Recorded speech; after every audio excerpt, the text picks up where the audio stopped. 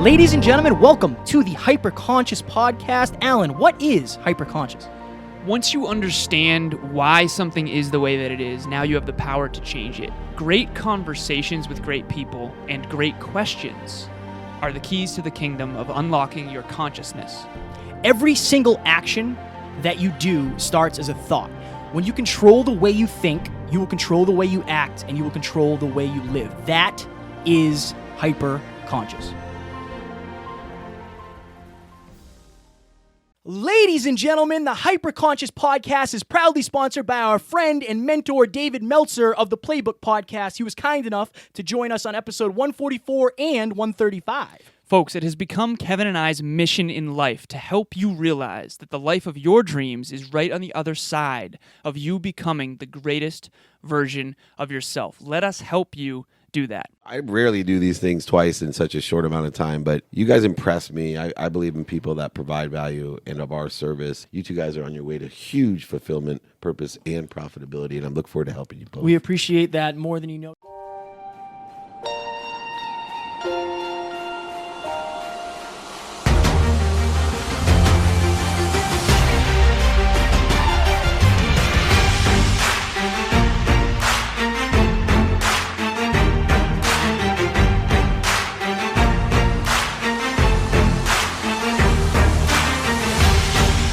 Ladies and gentlemen, welcome back to another very special, as always, episode of the Hyperconscious Podcast. We hope you enjoyed our latest episode where we were lucky enough to sit down with the amazing Grant Parr and pick his mind on mind performance. Today, for episode number 239, we are going to do a 5-minute clinic on anxiety. So before we jump into anxiety, I want you to go to the hyperconsciouspodcast.com. Click on join #HyperConsciousNation. You're going to be entered into a private Facebook group where we talk about all things hyperconscious and we pull back the curtain even more on what's going on behind the scenes. Join a group of like-minded individuals who are all focused on growth, contribution, goals, dreams. As I have been mentioning, I am absolutely in love with podcasting, and I want to help you guys create your own so you can scale your impact, get next-level relationships, and become a more confident version of yourselves. That's all I'm going to say because we only have 5 minutes. So, today we are talking about anxiety. When it comes to anxiety for me, there are a lot of times that I deal with it that you or Alan never even know about, and you would never know unless I told you. So today, I'm going to tell you. Imagine this. Alan and I are sitting at a multi-million-dollar house, and a Hollywood producer is cooking us steak and shrimp on his outside grill. Like the Benihana. He literally wheeled a cart out with all of the ingredients, and he's setting fire to this grill. What is it called? Hibachi grill? Hibachi grill, yeah, I think. Alan and I are sitting there, and this should be a moment of paradise where it's like, wow, look at all we've done. We're in California, across the country. We've already interviewed Dave Meltzer. We're going to Brendan Burchard's event. This is amazing. This is absolutely amazing. But inside, I could not focus because all I was thinking to myself is, wow, I'm unbelievably anxious. And when I get anxious, my throat starts to close up, my chest gets real tight, and it's hard to explain, but it's almost like you're in your own world. When you're in your own head, you're in your own world. And when you're looking out of your eyes, it's almost like the stuff there isn't real because you're so focused on what's going on in your head. And I think to myself, am I ever going to be able to enjoy times like this? Am I ever going to be able to go across the country and just be happy? And it's in those moments where it's like, I know I'm not broken. I know this isn't forever, but this really sucks. So it's always my goal when people reach out to me and they talk about anxiety. I want you to know that I know what you're feeling. I want you to know that when that plane is taking off, my chest is getting tight. Sometimes before episodes, my chest is getting tight. My throat is closing up. But I'm at the point now where it's part of what I deal with. I take CBD, just for those full disclosure. I recommend that for a lot of people. But for me, it's about mindfulness and taking deep breaths and breathing in through my stomach and not clenching up my shoulders and clenching my toes and making my tongue stuck to the roof of my mouth. So I understand what you're going through because I've been dealing with it for a moment now. It's been quite a hot moment, but I don't ever want it to stop you from trying something new because I'm always getting out of my comfort zone. Just make sure you're doing so safely. Well done, man. Thank you, man. Well done. 2:30 on the button. Strong work. One of the things I wanted to say quickly was we just did an episode on leadership, and one of the problems with leadership is understanding someone else's comfort zone, learning zone, and anxiety zone. I had no idea that Kevin was going through some of this. So try to become more hyper-conscious of the effect that the environment and you are having on others in the room so that you can be supportive even when they're not willing to ask for help. When you told me that, it made me realize, like, we lined up some of the most competent, exceptional humans all in 1 week, and it's a lot. It's a lot. Okay, quick story. So one thing I want to say is that I don't think that I'm going to be that much value to someone who deals with anxiety because I don't think I deal with it that much. But I had thought earlier, I was in the shower earlier, I was prepping in my mind for these episodes, and I thought to myself, there is one time that I can think of where I definitely felt anxious and had like a mini panic attack. And I also had a distinction where I think what anxiety is too much uncertainty in a given moment.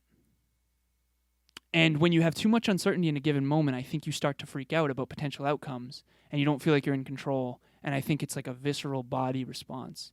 And you're kind of like shaking. So I was in the gym. So my last relationship, I ended it last summer, not this past summer, but the summer before. And I hadn't spoken to Jenny in 3.5 months. You and I went to HPA Live, and her friend actually snapped us while we were in the hotel room, something that was funny, like an inside joke between us, and I was laughing hysterically. Then we did an episode on love. So someone had reached out, a listener had reached out saying that she was in a toxic situation with an ex.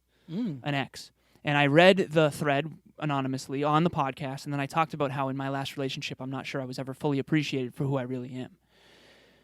Jenny listened to that episode. She calls me up. I'm in the gym. I'll never forget this. I'm at Crunch Fitness in Worcester, and I'm on my way out. I wasn't even on my way out. I think I was mid-workout. I look at my phone, and it says Jenny Brooke on it, and I immediately start shaking. Because, again, this is a very soft part of my heart. For those of you who don't know, Jenny and I dated in high school, and I love her dearly. And so anyways, I leave the gym, and I'm still shaking, and I pick it up, and I say, hello? And the reason why I'm telling this story is because, to be completely frank, there are very few things at this point that make me super anxious. Heights is one of them. I think anxiety is a form of too much uncertainty in a given moment of something you care about deeply. So, for example, if Kevin cares about this podcast deeply, I do? and he does, and he correlates in his mind, consciously or subconsciously, that this conversation with Brant is really good for the podcast and good for his future and good for his family's future and good for, his girlfriend's future. He cares so much about performing in that moment that I think he gets overwhelmed when he doesn't feel like he's competent. And I think that in that moment when Jenny called me, it was something unexpected, therefore tons of uncertainty, and it was something that I didn't feel competent to handle at that time emotionally and or mentally. And so that's kind of the takeaway for me is if you are anxious, it's most likely because you have strong fear deep-rooted in something that you care about deeply. Here's the problem. Some people say care less. No, don't care less. Care less about the wrong things. If you care too much about the wrong person, the wrong place, the wrong thing, or the wrong idea, you're going to get anxious, and it's not for a greater end state. And I'm not trying to suggest that I don't care about Jenny. I care about Jenny deeply, and that's why it affected me so much. Something that affects you a lot is because somewhere deep down you care so much and probably have a fear associated with your own level of incompetence. That's my take, but again, I don't want to pretend to be the expert in that arena. I remember when I was, for the Anthony Trucks episode, it hasn't been released yet, the video, I'm literally sitting on we're on the 23rd floor, and I'm sitting against the window. I'm leaning against the window. And Alan said, that would make me so nervous. And I said, imagine that for 6 hours. That's what flying is like for me. I didn't think of the window once. Really? Not a single time. That's how it is on a plane for me. So that's a great example of neither of us actually understanding what the other person was feeling. Right. And getting clear on that will help you appreciate, respect, and be able to support the other person that much better. I think we should do goal setting on our next episode. Thoughts? I love it. Ladies and gentlemen, we hope you enjoyed this episode. For our next episode, which will be a small talks, we are going to do it on goal setting because my clients have been setting different goals, which means we can reverse engineer those goals and thus change their life. So that came into my head. You set your goals? No, wait. Oh, butchered You it. make your goals, and then your goals make you. Wow. Uh, We hope you enjoyed this, guys. And again, my takeaway for this, take your mental health unbelievably seriously. If you do need to go to counseling, do it. That is something I always advocate for. I don't care if you're a man, woman, mother, or father. It does not make you a weak individual. It actually makes you stronger. Yep. It really helped me in my trying moments. And one of the things also is I understand what you're dealing with. You're not alone. I understand. I deal with it as well. But that doesn't mean you can't do the things you want. It does not limit you unless you let it. Much love, guys. We will talk to you soon. talk to you soon. Bye.